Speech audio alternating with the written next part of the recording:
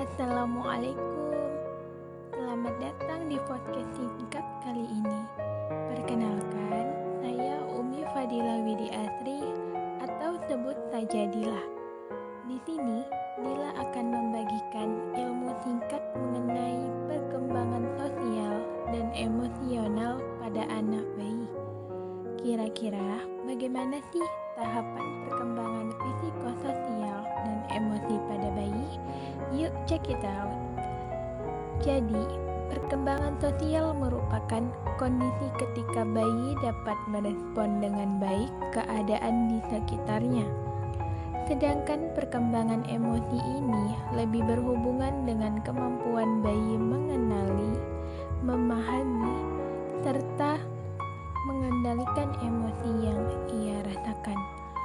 Emosi ini sangat penting dalam membangun hubungan atau relasi terutama dengan orang tua atau pengasuhnya.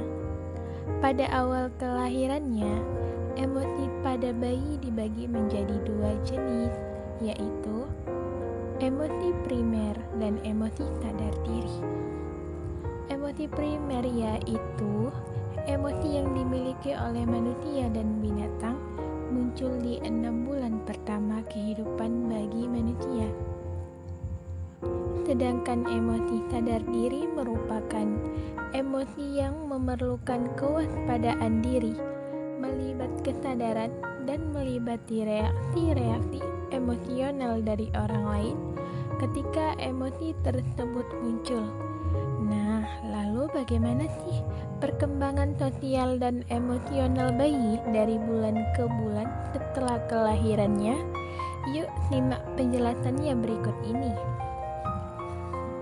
Pada bulan pertama, perkembangan sosial dan emosional bayi kesayangan Anda memang masih terbatas. Di tahap ini, si kecil baru bisa bersosialisasi lewat kontak mata, tangisan, serta gerakan kecil pada tubuh setiap kali mendengar suara ibu atau ayahnya. Meskipun begitu, bukan berarti loh ibu atau ayahnya belum perlu mengajarkan berinteraksi, malah sebisa mungkin ajaklah si kecil bercengkrama lebih sering dan sedikit mungkin. Di bulan kedua, kemampuan sosial dan emosional si kecil semakin meningkat. Kali ini, ia mulai memberikan respon berupa senyuman. Ia juga lebih tertarik memandangi orang lain daripada benda yang ada di sekelilingnya.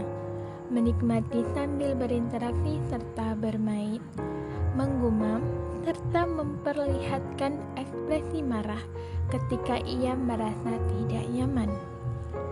Nah, memasuki bulan ketiga, si kecil mulai bisa berinteraksi dengan ibu dan orang-orang terdekatnya. Biasanya, si kecil akan melemparkan senyuman menggemaskan disertai kubangan sambil memandang orang yang diajak berinteraksi. Senyum si kecil biasanya juga diiringi dengan anggota tubuh seperti merentangkan tangan, mengangkat lengan, serta menggerakkan kaki. Tak berhenti sampai di situ, kemampuan sosial dan emosional bagi bayi juga semakin baik karena ia mulai mampu menirukan beberapa ekspresi. Kemudian pada bulan keempat, si kecil umumnya mulai menunjukkan ketertarikan khususnya pada sesama bayi. Nah, saat bertemu sesama bayi, ia akan terlihat antusias dan senang. Selain itu, ia juga lebih tertarik dengan suara anak-anak atau sesama bayi yang didengar secara langsung maupun melalui televisi. Bayi umumnya juga mulai bisa tertawa saat berinteraksi dengan orang lain. Lalu, pada bulan kelima, bayi biasanya mulai membedakan anggota keluarganya dengan orang lain. Saat berinteraksi dengan ibu atau anggota keluarga lainnya, si kecil bisa cenderung lebih bebas. Sementara saat berinteraksi dengan orang lain, ia cenderung tidak terlalu aktif seperti biasanya karena sedang berusaha mengenali orang yang ada di hadapannya. Pada bulan ke-6, si kecil semakin suka bermain dengan orang. Ia cenderung lebih mudah bosan dengan mainannya, namun tak lekas bosan dengan orang-orang yang terdekatnya yang sengaja mengajaknya untuk bermain. Oh iya, ia juga sudah mulai mengenali namanya sendiri loh. Jadi setiap namanya dipanggil, ia akan menoleh memberikan respon berupa senyuman maupun gumbaman. Tentu hal ini termasuk salah satu bentuk kemajuan pesat si kecil dalam bersosialisasi. Di usia ke-7 dan ke-8 bulan, bayi akan mulai menikmati setiap interaksi bersama dengan orang lain. Meski begitu, tak tertutup kemungkinan ia kadang malu-malu atau takut saat bertemu dengan orang baru.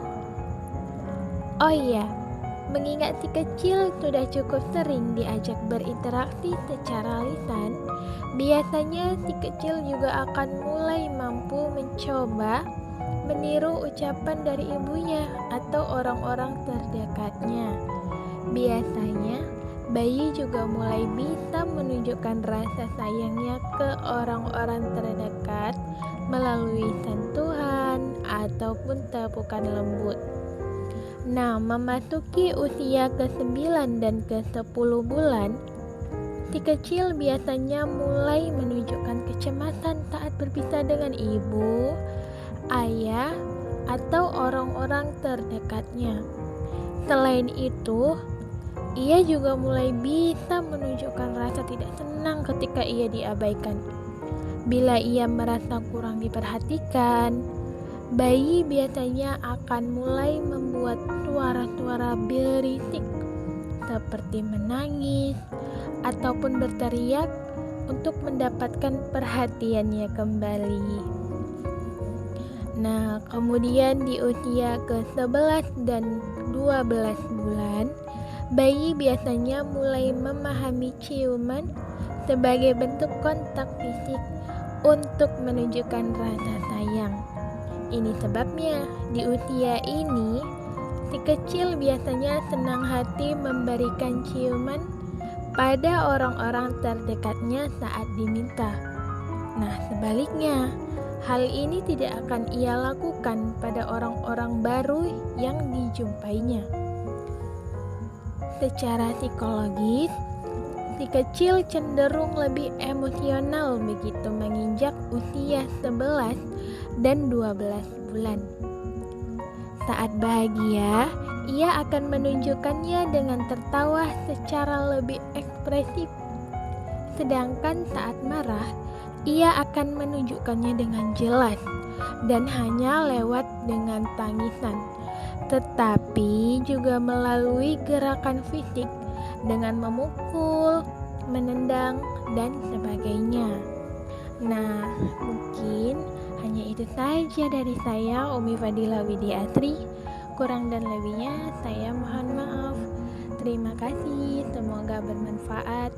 Sekian, Assalamualaikum warahmatullahi wabarakatuh. Semangat berproses.